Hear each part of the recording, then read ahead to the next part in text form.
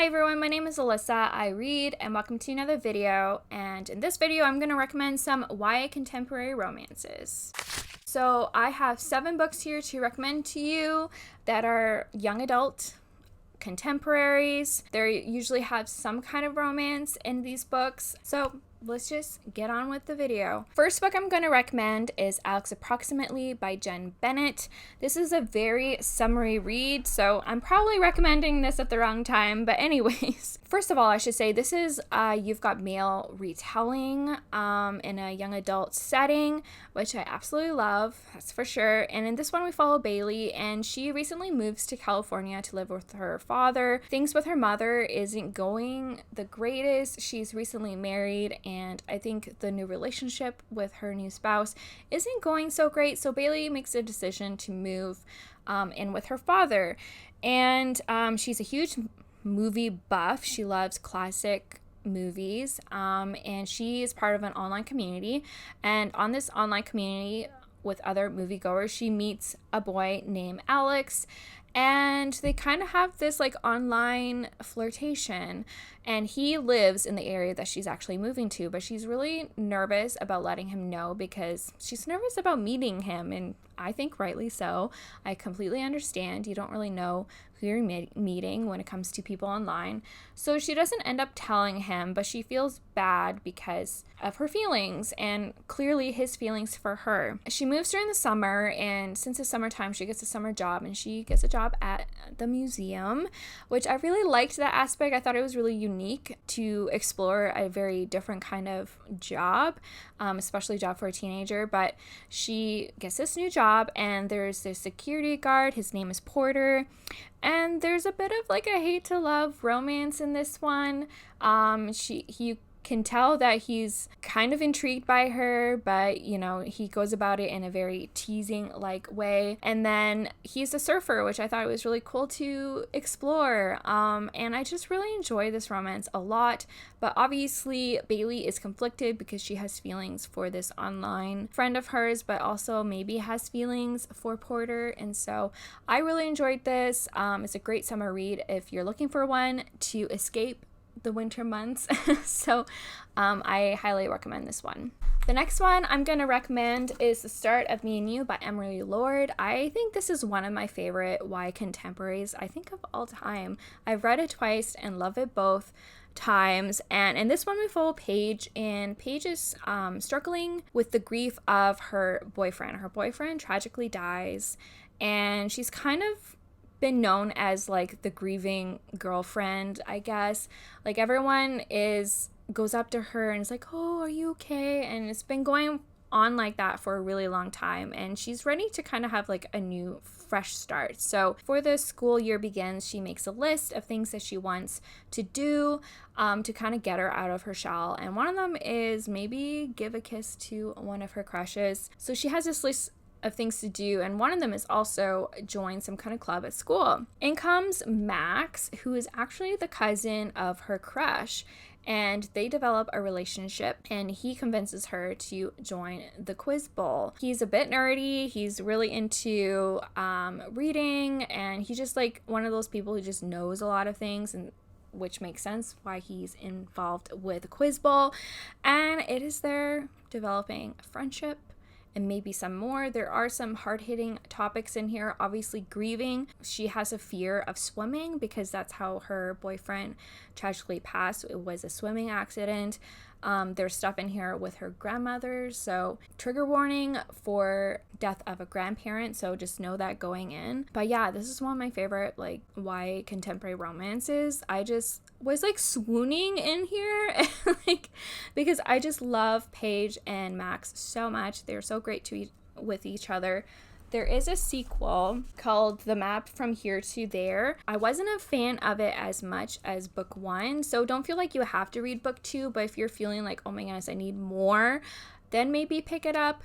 But after having read book 2, I honestly think there needs to be a book 3, but that's just my opinion. But it was still really good, and I love being with these characters, but honestly, book 1 is great on its own, and if you had enough, you don't need to continue on. The next one I'm going to recommend is The Fillin Boyfriend by Kasie West. I love Kasie West. She's one of my favorite YA contemporary romance authors, and this is more of a romance than a contemporary. This one we follow Gia, and it's prom night, and she's excited to introduce her boyfriend to her friends because her friends don't believe she has a boyfriend. They think she maybe made him up, and so she's desperate to bring her boyfriend to this prom to prove to her friends that she actually has a boyfriend. Unfortunately, he dumps her at prom in the parking lot, and she's not even really devastated. She's just like, what am I supposed to do? And so she finds a guy in the parking lot and convinces him to pose as her boyfriend, and she doesn't even know his name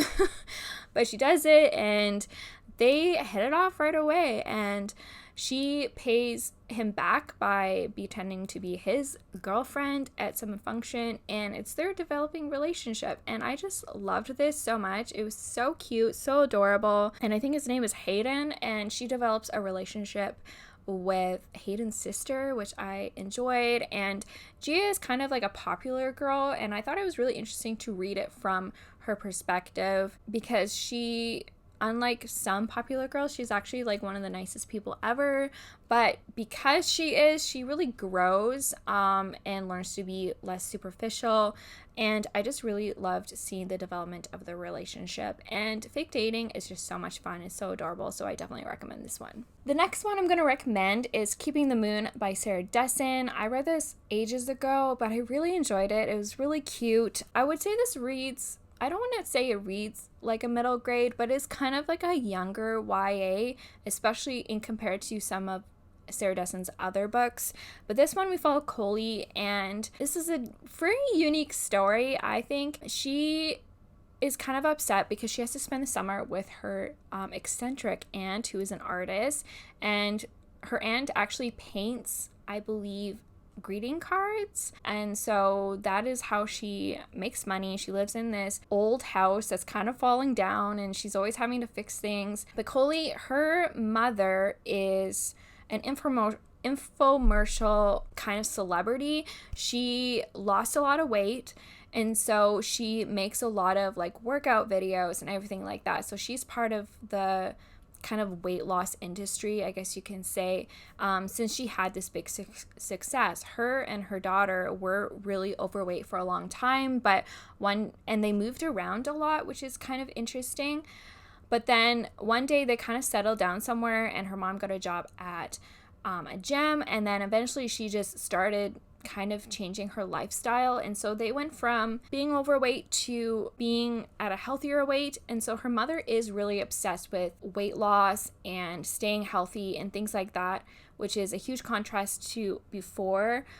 So know that going in. I know that can be really triggering for some people. That is a main part of the storyline. But the thing that was really interesting is that her aunt is not like that. She is considered overweight and really different and eccentric to the point where she doesn't have a lot of friends in the small town that she lives in, but she's the type of person who doesn't really care what other people think. And so there's a lot of growing for Coley to realize that there isn't one way of life when it comes to health or thinking about how people should view you, which I really enjoyed that kind of message. There's a bit of a crush in this one as well, but also she gets a job at the local cafe or burger joint or something like that. And so it was just her summer kind of adjusting to this new different lifestyle in compared to before, and her view about her aunt and maybe her mother. And I just really enjoyed this one. So if you're looking for just like a contemporary, this leans a lot more contemporary, and it's more about Coley and her views on self, I guess you can say.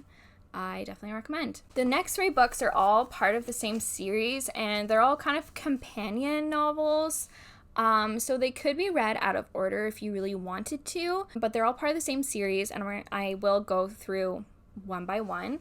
But I thought it would be best to recommend them in one specific video. The series is called Bookish Boyfriends, and the first one is A Date with Darcy. So based on the title, you can probably guess that this is a Pride and Prejudice retelling.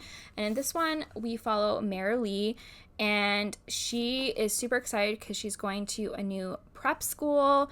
It's kind of like a prestigious school, and somehow her best friend was able to convince her family, Marilee's family, to let Marilee and her younger sister Aurora attend this high school. So they are, like scholarship kids who are attending. And these stories, all of them, there's an eccentric English teacher, and this teacher passes out novels to students sometimes. And this teacher, she passes out the novel Pride and Prejudice.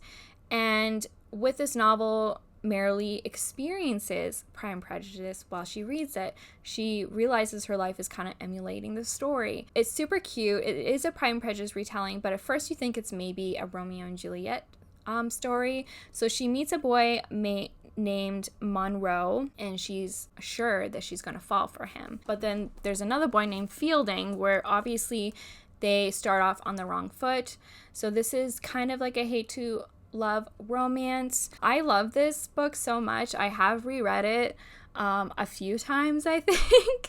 I just love Pride and Prejudice in general, so I definitely recommend this one if you're looking for a YA romance. This is heavily on the romance. I love the friend group in here, and the other friends get their own story, and it's just a lot of fun. So if you like a little bit of like magic, it's just a touch of it. There's just something with this teacher and the books that she gives that is unexplained, but it's a lot of fun. It's a little campy, maybe a little cheesy, a tad maybe juvenile, but the romances are great. So the next one in the series is The Boy Next Story, and this is a Little Women's retelling, and it's not the traditional one that you think. This is the youngest sisters of the Little Women. I can't remember her name, but in this one we follow Aurora, and she's been crushing on the neighbor forever, but it's clear the boy next door, Tobias, is infatuated with Marilee. Rory finds it really hard, obviously, that he's constantly pining over her older sister, and she's constantly comparing herself to his sister, and she always feels like she can't quite measure up and compare to her because Marilee is popular and extremely smart and has a boyfriend and things like that. And this one, it was almost a hard read because I felt a lot for Rory. She's really struggling, especially with her feelings for Tobias, but she's struggling in school. She's finding it extremely challenging to pass her courses. She's an artist. She's just like obsessed with painting and drawing and things like that. So she's part of the advanced artists group. Even though she is probably a freshman, she's in the advanced artist class or advanced art. She's kind of bullied because of it. So it's about her kind of finding her place at school, overcoming her anxieties. I did really like this. I don't like it as much as the other ones because this is a harder read. I just really felt for Rory the whole time, but I still definitely recommend it. And the last book I'm going to recommend that I also really love in this series is Talk Nerdy to Me. This is an Anne of Green Gables retelling, and we follow Marilee's best friend Eliza. She's not quite an orphan like Anne is in Anne of Green Gables. Her parents are these prestigious biologists. They do extreme research, kind of like in Antarctica. They're always gone, they're never around, and they always have like a grad student looking out for her. So she lives basically on her own in her home. So she relies on Marilee a lot when it comes to connection. But even though that her parents are gone, they're constantly checking up on her, and she is constantly feeling like she has these huge standards for her because, for one thing, her parents are prestigious scientists doing like amazing work. So she has the pressure of having to do well in school, but also they are monitoring her eating habits and her workout habits. And even though they're far away, they're always kind of hanging over her head. So she has a lot of pressures at home. She's lonely, and she's also like an extreme feminist because she is really into the sciences, and there's a lot of discrimination with women in science. And also she's extremely beautiful, and she resents men kind of only seeing her for her looks and not for her mind. In comes Curtis, and he's kind of a class clown, but it gets revealed how intelligent and smart he is. So there's a bit of this rival between Eliza and Curtis, and you know, she's gives him a hard time a lot because it's clear that he is attracted to her, but he obviously likes her more than just that. I really like this. I love Anne in Green Gables, specifically Anne and Gilbert Blythe, so it was really refreshing to see it redone, or a new take on it. Again, the book she reads is Anne in Green Gables in here.